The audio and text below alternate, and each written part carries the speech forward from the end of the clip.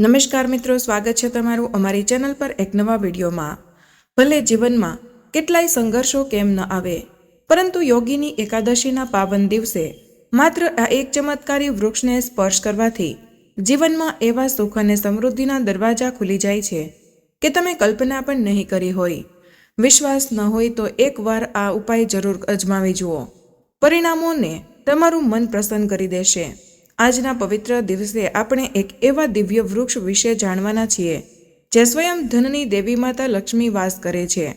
એવું માનવામાં આવે છે કે જો યોગીની એકાદશીના શુભ મુહૂર્તમાં શ્રદ્ધા અને ભક્તિપૂર્વક એ વૃક્ષને સ્પર્શ કરીને તમે ઘરે પાછા ફરો છો તો તમારા જીવનની ગરીબી, મુશ્કેલીઓ અને દ્વંદ્વો હંમેશા માટે દૂર થઈ શકે છે। તમારું ભાગ્ય સાતમા આસમાને પહોંચશે। તમે જ્યાં જશો દોલત તમારી પાછળ પાછળ આવશે। પરંતુ તેના માટે તમને એક વિનંતી છે કે આ વિડીયોને સંપૂર્ણ જોવાથી આ ઉપાયનો લાભ તમને મળશે। તેથી આ વિડીયોને છેલ્લે સુધી જોતા રહેજો। અધવચ્ચે છોડીને જતા રહેશો તો અથવા તો કાપીને જોશો તો તમે જીવનમાં ક્યારેય સફળતા મેળવી શકશો નહીં, કારણ કે આ વિડીયોમાં અમે તમને એક એવા વૃક્ષ વિશે જણાવીશું જેને માત્ર સ્પર્શ કરવાથી માતા લક્ષ્મીની કૃપા તમારા પર એવી થશે કે તમારા ઘરમાં એટલી સુખ સમૃદ્ધિ આવશે કે તમે તેને સંભાળી શકશો નહીં। તો તમારા ફાયદા માટે આ વિડીયોને સંપૂર્ણ જોઈ લેજો। ચાલો જાણીએ કે એવું કયું ઝાડ છે જેને યોગીની એકાદશી પહેલાં સ્પર્શ કરવાનું છે। એ સંપૂર્ણ માહિતી વિશે જાણીએ તે પહેલાં કમેન્ટ બોક્સમાં જય માતા લક્ષ્મી જરૂરથી લખી દેજો। સાથે જ આ વિડીયોને લાઇક કરીને ચેનલને પણ જરૂરથી સબસ્ક્રાઇબ કરી દેજો। મિત્રો, વાત એવી છે કે અમારું કામ તો માત્ર સલાહ આપવાનું છે। અમે તો ફક્ત સલાહ આપી શકીએ છીએ। હવે તમે એ માનો કે ન માનો એ તમારી મરજી છે, પરંતુ ભક્તો એક વાત જરૂર કહીશું કે જો તમે આ વાત માની લેશો તો તમારો બેડો પાર થઈ જશે। આ વિડીયોને અંત સુધી જોયા પછી તમને કોઈ પણ પ્રકારની મુશ્કેલીનો સામનો કરવો પડશે નહીં। આગળ તમારી મરજી, તમે પોતે જ એટલા સમજદાર છો। મિત્રો, હિન્દુ સંસ્કૃતિમાં અનેક પ્રકારની પૌરાણિક માન્યતાઓને મહત્વ આપવામાં આવ્યું છે। ઘણા એવા વૃક્ષો અને છોડ છે જેને દેવવૃક્ષ કહેવામાં આવે છે અને તે અત્યંત શુભ પણ માનવામાં આવે છે। પ્રકૃતિમાં ઉપસ્થિત ઘણા એવા વૃક્ષો અને છોડ છે જે આપણા જીવનમાં ચાલી રહેલી સમસ્યાઓને દૂર કરે છે। ખાસ વાત એ છે કે વૃક્ષો અને છોડની લોકો માત્ર પૂજા જ નથી કરતા, પરંતુ તેને ઔષધીય તરીકે પણ ઉપયોગ કરે છે। આ બધી જ પ્રકારની બીમારીઓને સાજી કરે છે અને વેદ પુરાણોમાં પણ અનેક પ્રકારના વૃક્ષો અને છોડનો ઉલ્લેખ કરવામાં આવ્યો છે। આપણા હિન્દુ ધર્મમાં માતાજીના અનેક સ્વરૂપોનું વર્ણન કરવામાં આવ્યું છે, જેમાં વૃક્ષોને પણ માતાજીના સ્વરૂપ તરીકે ગણવામાં આવે છે। તો આજે હું તમને એક એવા વૃક્ષ વિશે જણાવીશ જેને યોગીની એકાદશીના દિવસે સ્પર્શ કરવું અત્યંત શુભ અને લાભકારી માનવામાં આવે છે। તેને માત્ર સ્પર્શ કરવાથી શત્રુ દોષ, ઋણ દોષ, ગરીબી દોષ બધું જ સમાપ્ત થાય છે। મિત્રો, યોગીની એકાદશીના દિવસે ભક્તિ યોગીની એકાદશી પણ કહેવામાં આવે છે। હિન્દુ ધર્મમાં એકાદશીનો દિવસ ખૂબ જ પવિત્ર માનવામાં આવે છે। આ દિવસે કરેલો કોઈ પણ ઉપાય વ્યર્થ જતો નથી અને ચોક્કસ રીતે શુભ ફળ આપે છે। પ્રિય મિત્રો, સૌપ્રથમ તમને યોગીની એકાદશી વિશે થોડી માહિતી આપીએ। યોગીની એકાદશી ભગવાન વિષ્ણુની ભક્તિ માટે ઉજવાય છે।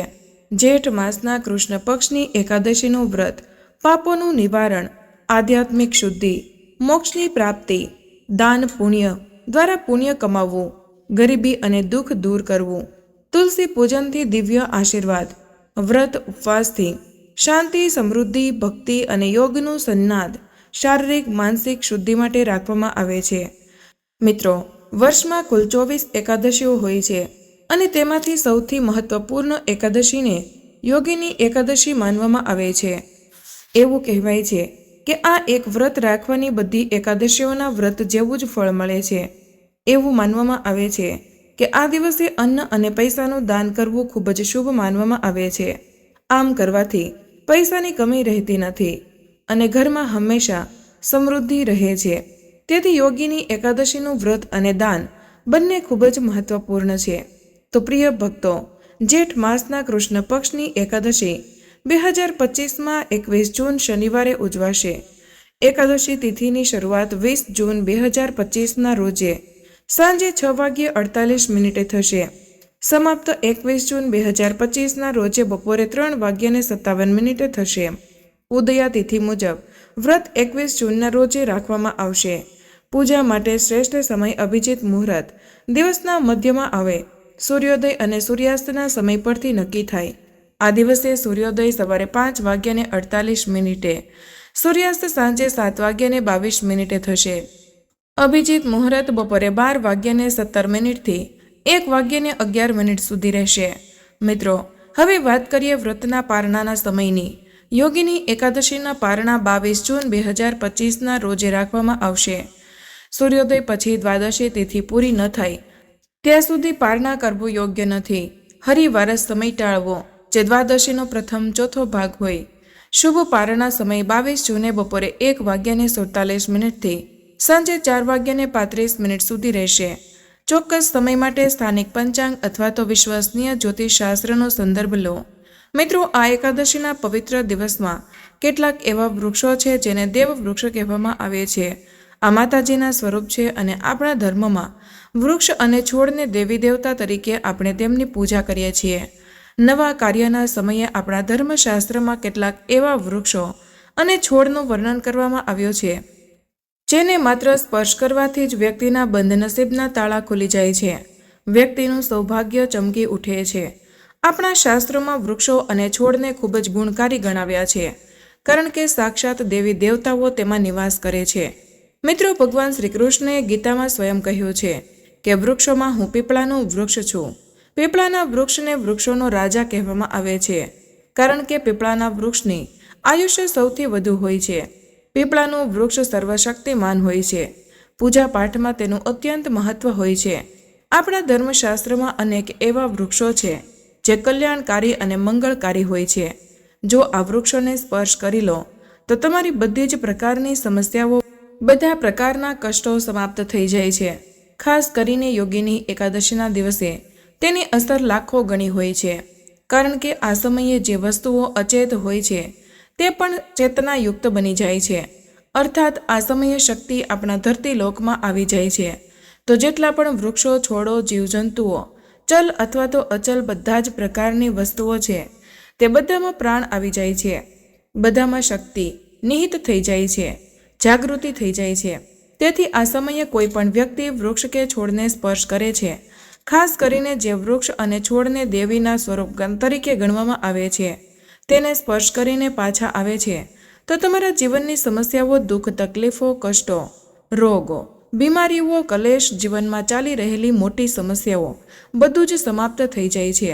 કાલ સર્પદોષ, મંગલદોષ, શનિદોષ, રાહુદોષ તાત્કાલિક અસર દેખાડે છે અને બધા દોષો નાશ પામે છે. અને મિત્રો, યોગીની એકાદશીને બીજી તમામ એકાદશીઓમાં સૌથી મોટી માનવામાં આવી છે. તેથી આ દિવસે કરવામાં આવેલા કોઈ પણ ઉપાય ક્યારેય પણ વ્યર્થ જતો નથી. આજે હું તમને 3 એવા વૃક્ષો વિશે જણાવીશ. આ ત્રણેય વૃક્ષો દેવવૃક્ષ તરીકે ઓળખાય છે.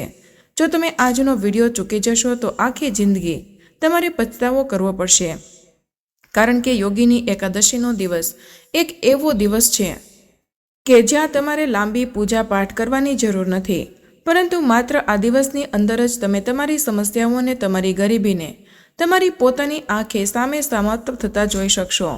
અમે જે દેવવૃક્ષો વિશે જણાવી રહ્યા છીએ તે બધા વૃક્ષો તમને તમારા ઘરની આસપાસ ખૂબ જ સરળતાથી મળી જશે.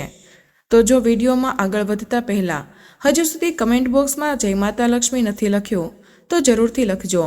મિત્રો, યોગીની એકાદશીના દિવસે આપણે કયા 3 વૃક્ષોને સ્પર્શ કરવા જોઈએ એ ખાસ વાત મિત્રો આ ચેનલના બધા જ દર્શકોને જણાવવા માંગુ છું કે યોગીની એકાદશીના દિવસે જેટલું શક્ય હોય તેટલું દેવવૃક્ષની પૂજા અવશ્ય કરવી. દેવવૃક્ષમાં અનેક પ્રકારના વૃક્ષો હોય છે. ચાલો હું તમને જણાવું કે કયા વૃક્ષોને સ્પર્શ કરવાથી આપણી નિર્ધનતા દૂર થાય છે. મિત્રો, સૌથી પહેલું વૃક્ષ છે તેને દેવવૃક્ષ પણ કહેવામાં આવે છે. પ્રથમ વૃક્ષ છે પારિજાતનું વૃક્ષ. પારિજાતનું વૃક્ષ સમુદ્ર મંથનમાંથી ઉત્પન્ન થયું હતું અને તે દેવરાજ ઇન્દ્રના નંદનવનમાં સ્થાપિત કરવામાં આવ્યું હતું. ભગવાન શ્રી કૃષ્ણએ માનવજાતના કલ્યાણ માટે પારિજાતનું વૃક્ષ ધરતીલોક પર લાવ્યા હતા. આ પારિજાતનું વૃક્ષ લક્ષ્મીનું સ્વરૂપ કહેવામાં આવે છે, કારણ કે માતા લક્ષ્મી પણ સમુદ્ર મંથનમાંથી ઉત્પન્ન થયા છે અને પારિજાતનું વૃક્ષ પણ સમુદ્ર મંથનમાંથી ઉત્પન્ન થયું છે. આથી તે માતા લક્ષ્મીની બહેન કહેવાય છે. એવું માનવામાં આવે છે કે કોઈ પણ મનુષ્યના શરીરમાં ગમે તેટલો થાક હોય, ગમે તેટલી પીડા હોય, વ્રત દરમિયાન જો તમારા શરીરમાં થાક કે પીડા હોય તો સાંજના સમયે પારિજાતના વૃક્ષને સ્પર્શ કરીને અવશ્ય આવી જવું જોઈએ. જો તમે ઈચ્છો તો એકાદશીના આખા દિવસમાં ગમે ત્યારે આ વૃક્ષને સ્પર્શ કરી શકો છો. આ વૃક્ષને સ્પર્શ કરતાં જ તાત્કાલિક શરીરની પીડા, થાક, ચુસ્તી, નબળાઈ સમાપ્ત થઈ જાય છે. જો યોગીની એકાદશીના દિવસે સાંજના સમયે પ્રદોષકાળમાં આ વૃક્ષની નીચે ઘીનો દીવો પ્રગટાવવામાં આવે, તેના મૂળમાં ચપટી પર સિંદૂર નાખવામાં આવે તો બધી જ પ્રકારની મનોકામનાઓ તરત જ પૂર્ણ થાય છે. હવે પ્રદોષકાળ વિશે ઘણા લોકોના મનમાં પ્રશ્ન પણ ઉદ્ભવે છે કે આ સમય ક્યારે હોય છે? તો ચાલો તમને જણાવી દઈએ કે પ્રદોષકાળનો સમય સાંજે 6 વાગ્યાથી લઈને 7 વાગ્યા સુધીનો હોય છે. જો તમે આ સમય દરમિયાન ઉપાય કરશો તો તમને તે ઉપાયના પરિણામો ચોક્કસપણે મળશે. તો સાંજે 6 વાગ્યાથી 7 વાગ્યાની વચ્ચે તમે આ ઉપાય કરી શકો છો. તો હજુ પણ ઘણા લોકો ચોક્કસ આ પ્રશ્ન પૂછે છે કે અમે કામ પર જઈએ છીએ અને ઘરે પાછા આવવામાં મોડું થાય છે, તો પછી આપણે તે જગ્યાએ શું કરવું જોઈએ? તો જો એ લોકોએ પણ ટેન્શન લેવાની જરૂર નથી. જો તમે લોકો પ્રદોષકાળ દરમિયાન સાંજે ઉપાય કરી શકતા નથી, જો તમને આવવામાં મોડું થાય છે, તો તમે આ ઉપાય સાંજે 7 વાગ્યાથી લઈને રાત્રે 10 વાગ્યા સુધી કરી શકો છો. કારણ કે યોગીની એકાદશીનો દિવસ આખા વર્ષમાં માત્ર એક જ વાર આવે છે. તેથી જ્યારે પણ તમને સમય મળે ત્યારે તમે આ ઉપાય કરી શકો છો. નિર્ધારિત સમયમાં તે કરવાનો પ્રયાસ કરો. પરંતુ જો કોઈ કારણોસર તમે તે કરી શકતા નથી, તમારે થોડું મોડું થાય છે, તો તેમાં કોઈ સમસ્યા નથી. તમને આ ઉપાયનું પરિણામ ચોક્કસપણે મળશે. આ વૃક્ષનો સ્પર્શ કરીને તમારે અવશ્ય પ્રાર્થના કરવાની છે કે હે પારિજાત વૃક્ષ, તમે દેવી સ્વરૂપ કહેવાયા છો. તમે અમારી બધી જ પ્રકારની સમસ્યાઓ દૂર કરો. ગ્રહદોષ, પિતૃદોષ હોય તેને તમે સમાપ્ત કરો. લક્ષ્મી સ્વયં તમારી બહેન છે. માતા લક્ષ્મી અમારા જીવનમાં પ્રવેશે આવો આશીર્વાદ અમને પ્રદાન કરો. આ રીતે તમે મનોકામના બોલી શકો છો. આ લક્ષ્મીની બહેન કહેવાય છે કારણ કે તે સમુદ્ર મંથનમાંથી ઉત્પન્ન થયું છે. મિત્રો, હવે પછીનું બીજા નંબરે છે વૃક્ષ આવે છે તે બિલ્લીનું વૃક્ષ. આ બિલ્લીનું વૃક્ષ માતા પાર્વતીના પરસેવામાંથી ઉત્પન્ન થયું હતું. સ્કંદ પુરાણ અનુસાર માતા પાર્વતીને દેવી સ્વરૂપ કહેવામાં આવ્યા છે, એટલે કે તેઓ નવદુર્ગાના સ્વરૂપ તરીકે ઓળખાય છે. સ્કંદ પુરાણની કથામાં કહેવાયું છે કે બિલ્લીનું વૃક્ષ માતા પાર્વતીના પરસેવામાંથી ઉત્પન્ન થયું છે. તેની ડાળીઓમાં પાર્વતી, મૂળમાં બ્રહ્મા, થડમાં વિષ્ણુ અને તેના બધા જ ભાગોમાં ભગવાન શંકર વસે છે. સાંજના સમયે શિવ મંદિરની નજીક અથવા તો નવદુર્ગા મંદિરની નજીક આવેલા બિલ્લીના વૃક્ષની નીચે ઘીનો દીવો પ્રગટાવવાથી વ્યક્તિ ધનવાન, ગુણવાન અને પરાક્રમી બને છે. વ્યક્તિના બધા જ પ્રકારના મનોરથ પૂર્ણ થાય છે. હવે મિત્રો, ત્રીજું વૃક્ષ છે શમીનું વૃક્ષ. શમીના વૃક્ષને જગદંબાનું સ્વરૂપ કહેવામાં આવે છે. આ શમીનું વૃક્ષ સ્વયં જગદંબાનું સ્વરૂપ છે. તેના પર સ્વયં માતા જગદંબા સાક્ષાત બિરાજમાન રહે છે. તો કૃપા કરીને કમેન્ટ બોક્સમાં જય જગદંબામાં જરૂરથી લખી દેજો.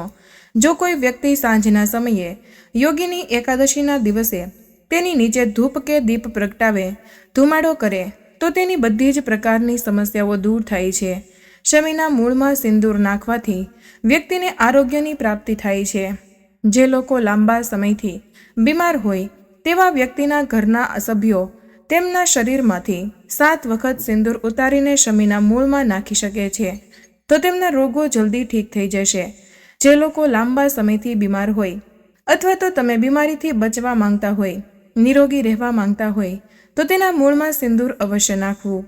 મનોકામના પૂર્ણ કરવા માટે અમે તમને એક મંત્ર જણાવીએ છીએ.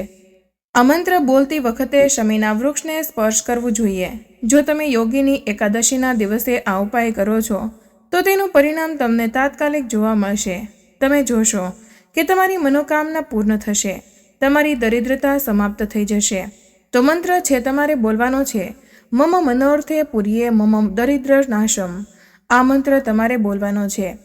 આ મંત્ર બોલતી વખતે શમીના વૃક્ષને સ્પર્શ કરવું. આમ કરવાથી તમારા બધા જ પ્રકારના મનોરથ પૂર્ણ થશે. તમારી દરિદ્રતા સમાપ્ત થશે. સ્પર્શ કરતી વખતે મંત્રનો જાપ અવશ્ય જ કરવો જોઈએ.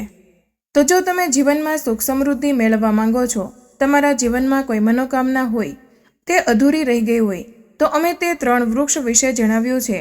આ 3 વૃક્ષોને યોગીની એકાદશીના દિવસે સ્પર્શ કરી શકો છો. અને જો કોઈ વ્યક્તિ આ 3 વૃક્ષોને સ્પર્શ કરી લે, મિત્રો ધ્યાનથી સાંભળો, જો 3 વૃક્ષોને સ્પર્શ કરી લે છે તો એવા વ્યક્તિના કાર્યો પૂરા થવામાં કોઈની તાકાત રોકી શકશે નહીં. મનોકામના પૂર્ણ કરવા માટે, કાર્યમાં પ્રગતિ પ્રાપ્ત કરવા માટે, તમારા નસીબને ચમકાવવા માટે, સૂતેલા ભાગ્યને જગાડવા માટે યોગીની એકાદશીના દિવસે આ ઉપાય અવશ્ય કરવો જ જોઈએ. આ ઉપાય તમારી જિંદગીને સુધારી દેશે, તમારી જિંદગીમાં ચાલી રહેલી સમસ્યાઓ દૂર કરી દેશે. એટલા માટે કમેન્ટ બોક્સમાં જય લક્ષ્મીમાં જરૂર લખજો. ચાલો હવે આપણે આગળના વૃક્ષ વિશે જાણી લઈએ. આમળા, તુલસી અને કેળાના વૃક્ષ પર ભગવાન વિષ્ણુ અને માતા લક્ષ્મીનો વાસ માનવામાં આવે છે. વળી તુલસી પાસે દીવો રોજે પ્રગટાવવો જોઈએ. તેમજ આમળાની પૂજા એકાદશીના દિવસે કરવાથી ભગવાન વિષ્ણુ પ્રસન્ન થાય છે. જ્યારે કેળાના વૃક્ષની પૂજા દર ગુરુવારે કરવામાં આવે છે. દર ગુરુવારે કેળાના વૃક્ષ પર હળદર ભેળવેલું પાણી ચડાવવાથી તમને ભૌતિક સુખોની પ્રાપ્તિ થાય છે. તેમજ કદંબના વૃક્ષ પર માતા લક્ષ્મીનો વાસ માનવામાં આવે છે. એવી માન્યતા છે કે કદંબના વૃક્ષની નીચે બેસીને યજ્ઞ કરવાથી માતા લક્ષ્મીની વિશેષ કૃપા પ્રાપ્ત થાય છે અને પરિવારમાં સુખ સમૃદ્ધિ શાંતિનું આગમન થાય છે. મિત્રો ત્યારબાદ આગળનું વૃક્ષ છે બિલ્લી અને વડનું વૃક્ષ. બિલ્લી અને વડના વૃક્ષ પર ભગવાન શિવનો વાસ હોય છે. રોજે ભગવાન શિવની પૂજામાં બિલીપત્ર અર્પણ કરવાથી તમારી બધી જ મનોકામનાઓ પૂર્ણ થાય છે. તેમજ એવી માન્યતા છે કે વડના વૃક્ષની પૂજા દર ત્રયોદશીએ કરવી અત્યંત શુભ માનવામાં આવે છે. તેથી જ આ દિવસે શિવજીની વિધિવત રીતે પૂજા કરીને તેમને બિલીપત્ર અવશ્ય અર્પણ કરવું જોઈએ. મિત્રો ત્યારબાદ આવે છે દુર્વા ઘાસ. કહેવાય છે કે દુર્વા ઘાસ ગણપતિ બાપાને સૌથી વધુ પ્રિય છે. દર બુધવારે હળદર લગાવીને દુર્વા ઘાસ ગણેશજીને અર્પણ કરવાથી તમારા કામમાં આવતી દરેક પ્રકારની બાધા દૂર થાય છે. તો મિત્રો આજનો વિડીયો અહીં પૂર્ણ કરીએ છીએ. આજની આ માહિતી તમને કેવી લાગી અને તમે આ કયા શહેરમાંથી સાંભળી રહ્યા છો તે કમેન્ટમાં જરૂર જણાવજો. પસંદ આવી હોય તો વિડીયોને લાઇક અને તમારા મિત્રો સાથે શેર કરજો. ચેનલ પર નવા છો તો ચેનલને સબસ્ક્રાઇબ કરવાનું ભૂલશો નહીં. મળીએ એક નવા વિડીયોમાં. ત્યાં સુધી બધા જ મિત્રોને જય શ્રી કૃષ્ણ. ધન્યવાદ.